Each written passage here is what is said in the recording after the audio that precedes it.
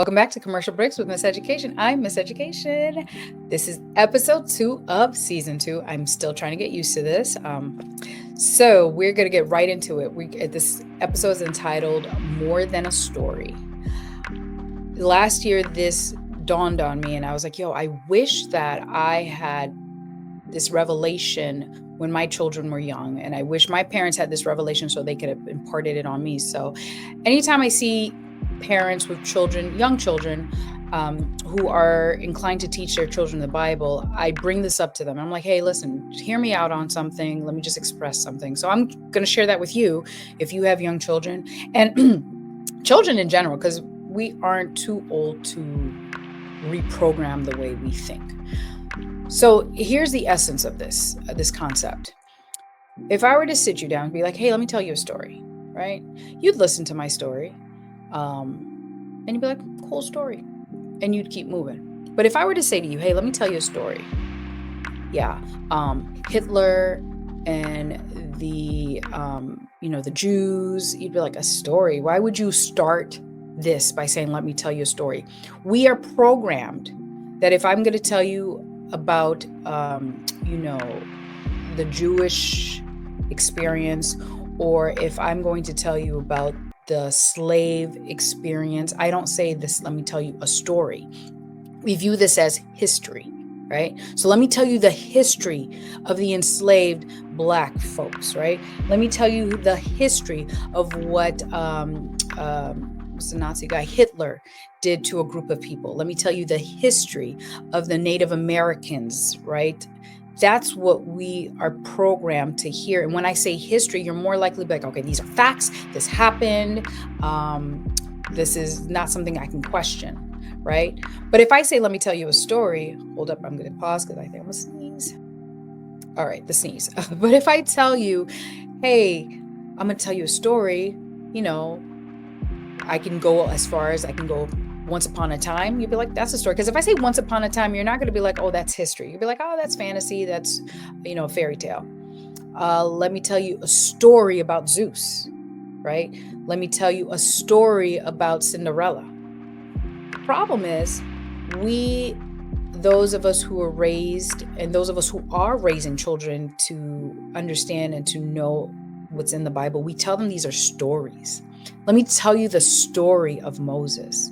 Let me tell you the story of Peter walking on water. Let me tell you the story, right? And when you just psychologically, when I say, let me tell you a story, you'll listen to my story, but it doesn't feel real. Like, let me tell you a story about a man who walked on water. Let me tell you a story about a man who was able to cast out demons, right? Let me tell you a story about a group of people who walked around an entire city, and by just using their voices and trumpets, they were able to get the entire city wall to fall down. Let me tell you that story. You'll listen to the story, but you won't be like, you'll be like, fantastical. But if I were to say to you, let me tell you history, right? You'd pause. You'd be like, history? Let me tell you a historical event that took place where a man walked on water. You'd be like, Jen, stop playing with me. And you might even leave me and go do some research because it doesn't sound right? If I told you that Hitler walked on water, you'd be like, Jen, stop that foolishness. And if I continue this narrative of walking on water, you would leave me, or while you're with me, you'd go on your Google and you'd check like walking on water because it doesn't make sense. It sounds too fantastical, right? And so we've been programmed to, when we're sharing Bible events, we tell them as stories. So then when I'm telling you that someone walked on water, it's in the same category as Mary had a little lamb. It's in the same category as Hercules, right? It's in the same category as Cinderella, because stories are too fantastical. But if I now reprogram, or if I initially tell my young child, let me tell you a historical fact, it sits differently in the brain. It's tattooed differently in my brain, right? And if I start at a young age, when I'm at the point in my life where I want to seek God for myself, it's gonna make more. It's gonna be real, right? Even though I was not there during the transatlantic slave trade, even though I was not there during that time in Germany, you know, I still believe the history. It sits with me, right? I feel for the people who went through these experiences. But when you tell me the story of Cinderella and how her stepsisters made fun of her, I'm like, oh, well, you won at the end. Like, what's the problem? You got the guy, or I think she did it, right? These are stories. So I just challenge parents and even myself now when I share, when I do devotions or when I have to do things when I'm speaking to young people, I catch myself because I want to be like, oh, the Bible story. I'm like, no, the historical event that happened in the Bible, right? The historical events of Moses, the historical events of Joshua, the historical events of John the Baptist. We need to start changing the way we speak and the way we understand, because look, when you understand, believe as a matter of fact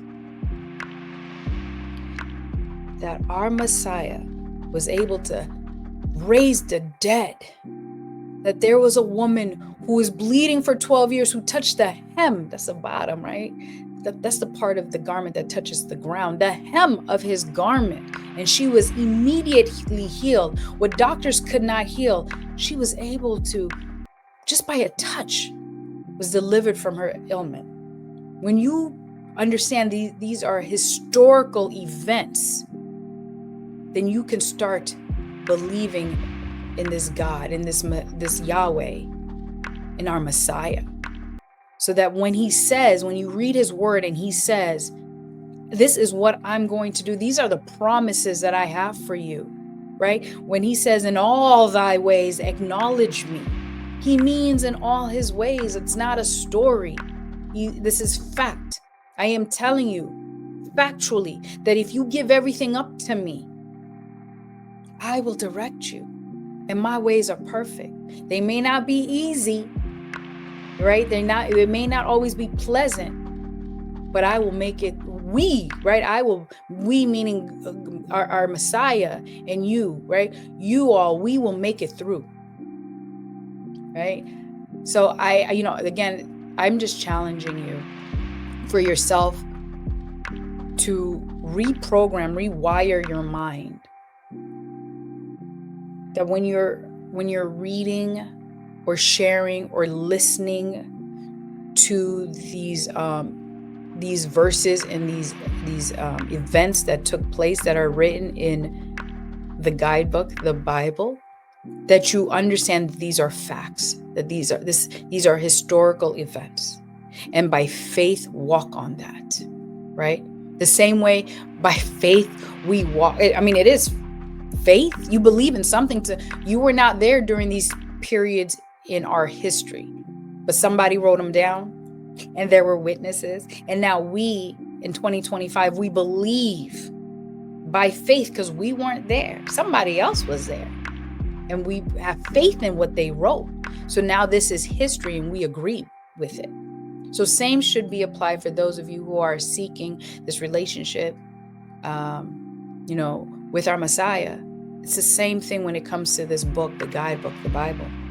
There were witnesses. They wrote what they saw. And by faith, we believe and we apply. And to instill this in our children at a young age, I money back guaranteed. I know for a fact that this will be life-changing to our children. That they not see that, our Messiah, Jesus, God, Yahweh is just a fairy tale. He's real. And when you know something to be real, you move differently. You walk differently. You do things in faith. Yeah, you do. And this is something I'm learning. And I just wanted to share that to whoever's out there. I hope that, again, I genuinely pray that this episode reaches the individual who it was supposed to reach, and that God does his thing and transforms the lives of those who are able to hear and see this episode. All right, till next time, don't forget, God is dope, man. God is so good. And I just want to share that with you. I'm that type of person. Anything I know that's good, I want others to have it. And I'm telling you, I have never met anything like this. I've never experienced anything like this. So I'm most definitely on a mission and obligated to share this with you. So till next time, guys, commercial breaks with Miss Education. God is dope. Bye.